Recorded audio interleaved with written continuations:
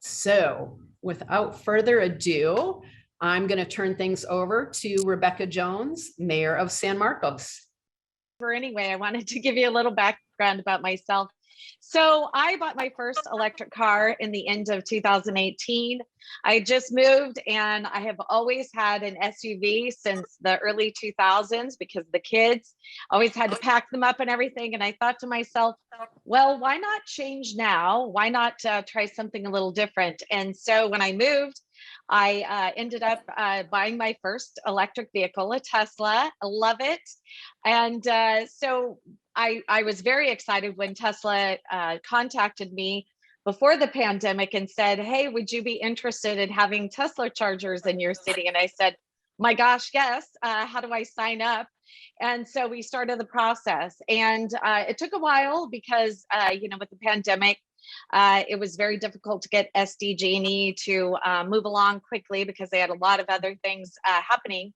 So on August 17th, we opened those to the public. And I know there have been a lot of people using them very frequently, which is great.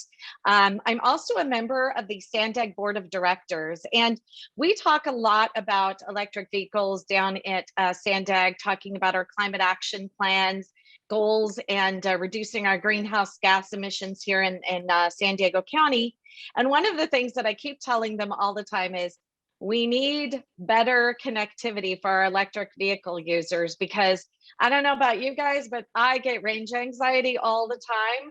And so that's why I was very supportive of having Tesla chargers specifically in San Marcos, because a lot of people have said to me, gosh, it would be great to have some off of the 78 corridor, right where people could get to it, because of course, when you are mapping out your plans to go to Vegas and all of the other places off of the 15, the 78 and the 5, a lot of people want to charge their car, and this is one of their stops now, which is great for us because it's an economic driver here in the city.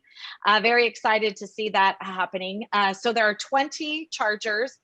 They are the highest, the level 3, the 250 kilowatts. Very excited. I couldn't believe how quick it was. And I don't know about you, but I also sometimes, I don't know why I charge in my garage, but sometimes I come home thinking that I'm going to go back out and I don't plug in my car. I wake up in the morning and say, shoot, now I have to drive a lot today and I don't have my car charged.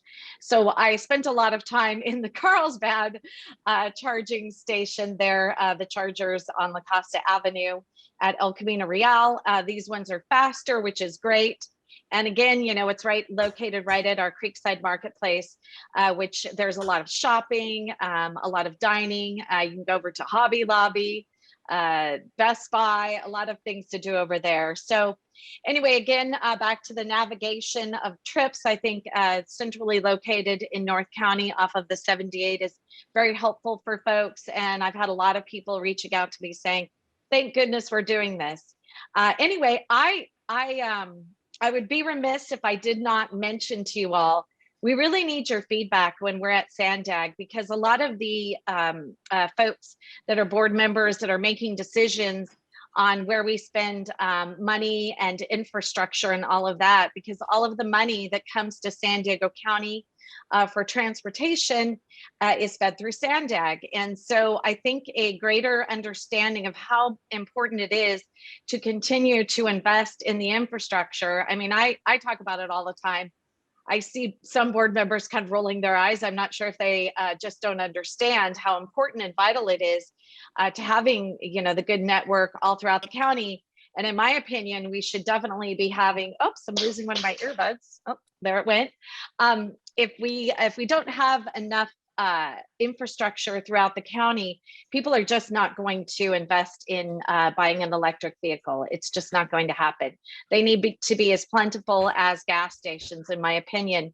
And about 2 months ago, I had one of my folks that is building a gas station in my city reach out And he said, oh, hey, just wanted to check in. I said, well, I'm really glad that you actually contacted me, because I was thinking the other day I was going to contact you, because I think it'd be very helpful if you invested in some infrastructure in putting in maybe some Tesla chargers and some regular chargers, because he's located right off of Twin Oaks Valley Road.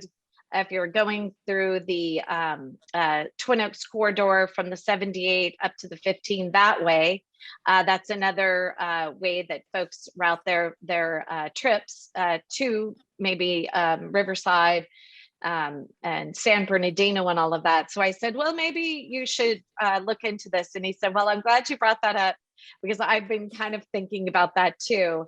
And since by 2035, we're going to be ending the sale of our gas-powered cars, I think it's important that we do invest in that infrastructure. So I am loving my car. Again, bought it at the end of 2018. It couldn't have been easier, because I actually ordered it online. I've never thought about buying a car online, but it was great. They brought it to me, and really excited to see that moving forward. And I think one other thing that I wanted to mention is the city of San Marcos is going to be rolling out a program, and we've put a lot of thought and effort into this. And what it is to reduce our greenhouse gases and reach our climate action plan goals. What we're going to be doing is investing in a program where folks can add charging stations to their actual houses. And so we're going to be moving that forward fairly soon. And so I think we're very cutting edge in that way. And we've really put a lot of thought and effort in how we can encourage folks to drive electric vehicles.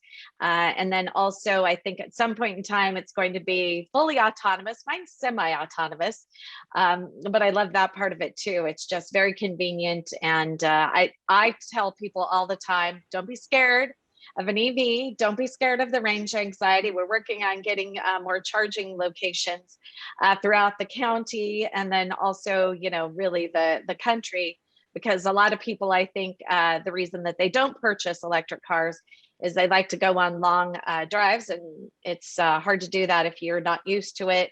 It does take some getting used to, and if there's not enough infrastructure, that certainly won't work. So anyway, I am absolutely 100% open for any questions that you might have of me, but I think I gave you a pretty good overview of what I'm thinking as far as us having our Tesla chargers, and then also my other thoughts about moving the county forward, specifically in what I can change, and investing in that infrastructure. Excellent. Well, thanks so much. And yes, we do have a couple of questions. So let's see. So Mark asked to tell us about the process of working with Tesla and SDGE to get the chargers installed.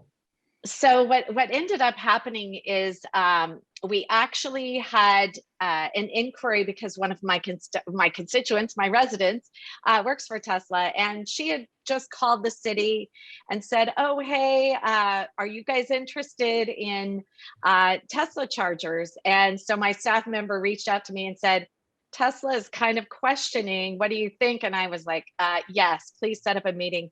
So I met with them, and then the process started. So they went through city staff through a planning process, and got them through the process and got them approved. And then that was the wait. That's where the wait came, because they were supposed to have been finished and completed and installed several months ago. It was a little bit of a holdup at SDGE's end, as I had mentioned previously. And so what I did is I kept, I don't want to say harassing them, but friendly harassing them, I would say. I kept saying, come on, guys, you're killing me. They're literally ready, and they're not electrified. So as soon as I could possibly get them electrified, they were working on that.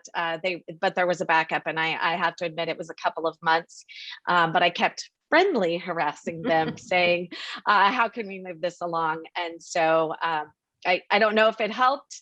I don't think it hurt us, but it certainly is something that we need to prioritize, in my opinion, because again, a lot of people tell me that they have the range anxiety.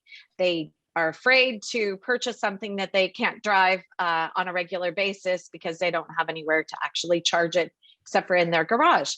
And I happen to have gotten the long range battery. So mine goes to about 315 miles. I haven't tested it to that. I have driven to Los Angeles and back. I went to a baseball game in 2020 before that. No, wait, I guess it must have been 2019 prior to the pandemic. And it was, I was a little scared. I had 40 miles left, but I didn't have any chargers in San Marcos. So I just drove straight to my garage, went in, I went, okay, 40 miles. I feel like that's not very much, even though I know a lot of people routinely have the little red light on their gas gauge. It's a little bit different, I think, with an electric car. Well, if you run into any constituents with range anxiety, you send them this way. Personally, yeah. I've been to Maine and back 3 times, to Glacier, across Canada, Florida Keys. Bob Unger, back in 2013, when there were hardly any superchargers, went from the Mexican border to the Canadian border in his Model S. So wow. It's pretty easy to do. And my first Tesla, I had a Model S P85D that had about 250 miles of range. So there's pretty much nowhere you can't go. And now with 400 miles of range, yeah. It's awesome. But let's see, yeah. Another question.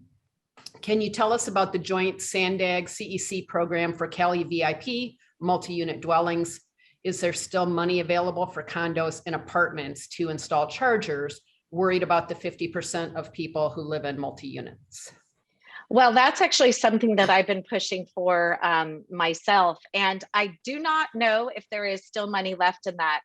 But I've been encouraging, and especially our lower income folks. And I'm glad you brought this up, because there is this complete misunderstanding of how easy electric vehicles are to own and how little maintenance they need, which I think is huge benefit to folks that are at lower income. There is, Mac Head Start. I don't know if you're familiar with them, but they actually build housing, but then they also have services for folks that are low income. And they've specifically, when I say Mac Head Start, it's Mac, but they have the Head Start program, which most people are familiar with that. And that is a preschool program for lower income folks. Now that program, I was talking to Mac recently, and they told me that they're working on, and get this, this is crazy cool. It is for lower income folks. They do not have to qualify with credit, because that's often a barrier to actually purchasing a car, but they can get a lower income and low, it's not a high interest rate. In fact, I think it's low, maybe even zero. It was very, very low. I can't recall if it was 0 or it's less than 1%, but it's a very low interest rate. If there is one, might be 0. And what it is, it's a financial structure so that they can actually purchase an electric vehicle. And it's specifically for electric vehicles. It's not for anything else. And it is, again, not they don't have to qualify with their actual credit, which is huge, because I think this will encourage people that are of lower income able to actually purchase an electric vehicle. And what I was telling them is, okay, so whatever you need on my end, and I'm very I talk about this all the time. Anytime we have electric vehicle opportunities where we have affordable housing being built, which San Marcos has a lot. And we just actually broke ground on a project. It was last week. COVID time feels like 2 years. But anyway, it was last week. And so we are going to have electric piping for that. And I said, well, can we actually make sure that there are chargers installed? So they, upon my request, they're actually working on getting that done. I know it will end up happening. But a lot of our funding as well will be for things like that I talked to you about, the program that the city is starting. Excellent. Excellent. Thank you. All right, and let's see. Any analysis of the economic impact of a charging center on nearby businesses? Well, absolutely. As a shopper myself, I know that as I went to the charging station, I went, okay, well, I'm hungry. What do I want to eat? It's a big deal. And you know, I love the Tesla chargers specifically. I don't know if all the chargers do this, but it tells you how close you are to being done. So you can go into a restaurant, and I know every time I've ever been at a charging station. In fact, when I first got my car, it was December of 2000. Well, yeah, I got it December of 2018.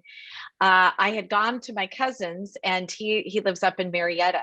We went to, he was like, oh, I wanted to see if you wanted to go to lunch. So we went to this big mall. They had all the Tesla chargers. And I can tell you, they were cycling through on such a high basis, and they weren't even the superchargers.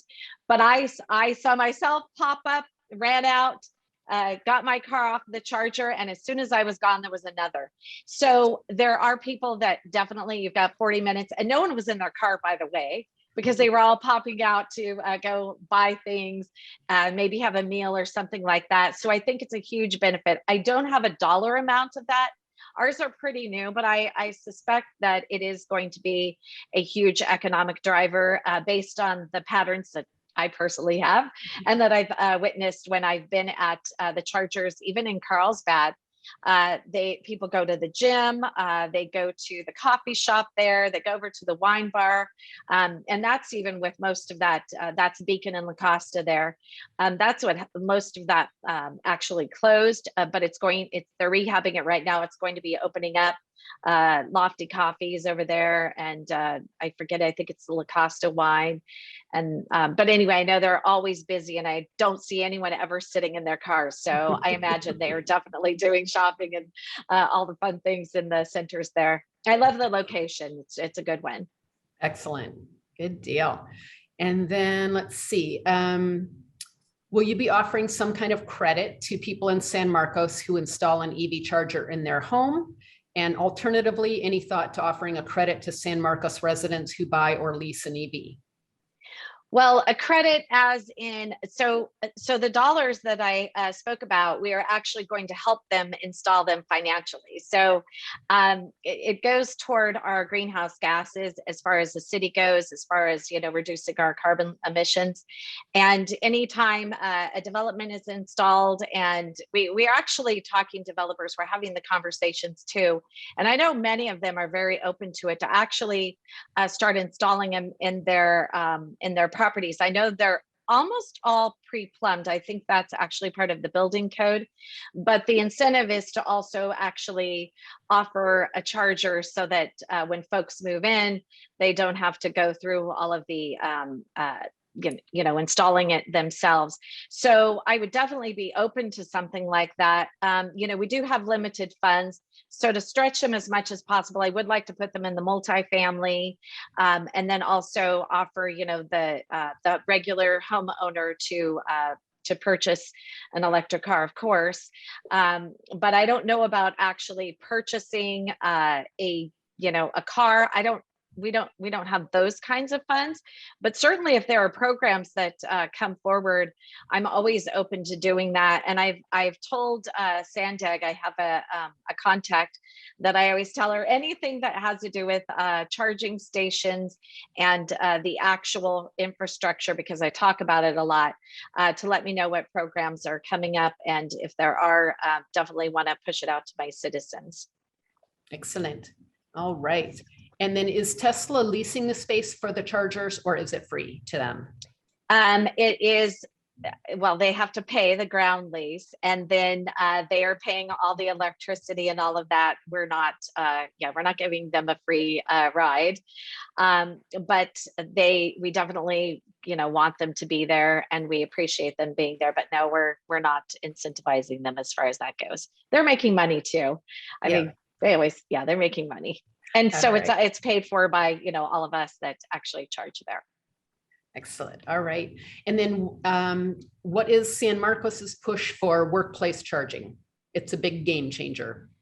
I know it is. Like I said, we're pushing for the infrastructure that would include rehabbing spaces and putting that in.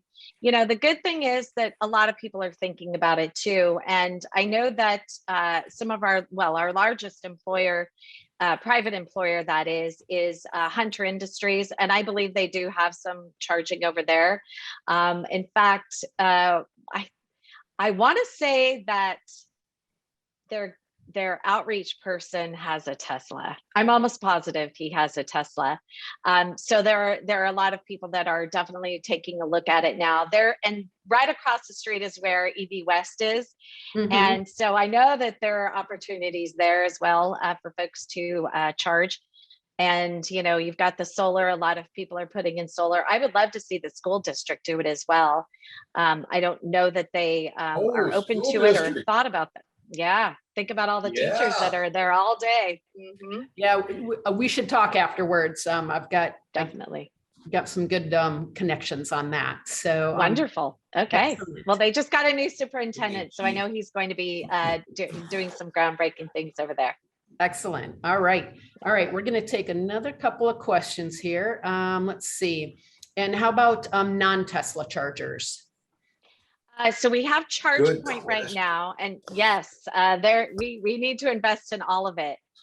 Anytime. Oh, and another, I've spoken to EDCO about this also, because they've got a big fleet. It would certainly be good if they were adding some chargers too. I literally talked to everyone about this, and so it's kind of funny. And that was even before I bought my electric car, because I kept saying at SANDAG every single day, I've been a board member only since 2018 when I was elected as mayor, but I was on the transportation committee prior to that for North County Transit, because I was on that board for 6 years before I was elected as mayor.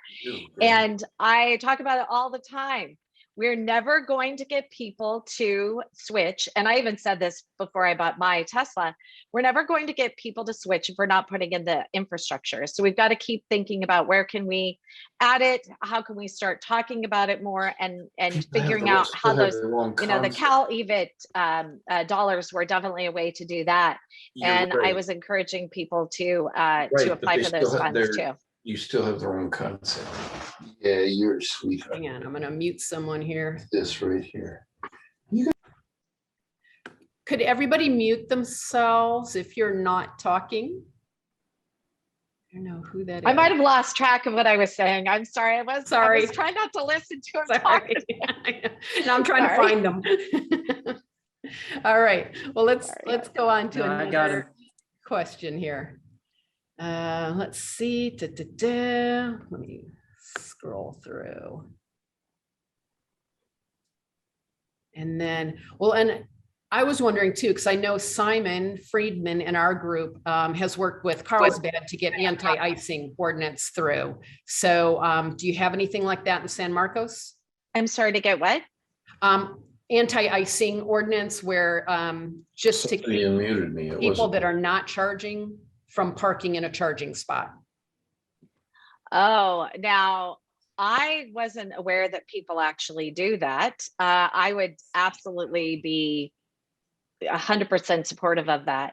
I mean, think about it. You're having range anxiety, you get to the charger, and then an electric car is parked in your spot. Yeah. Not cool.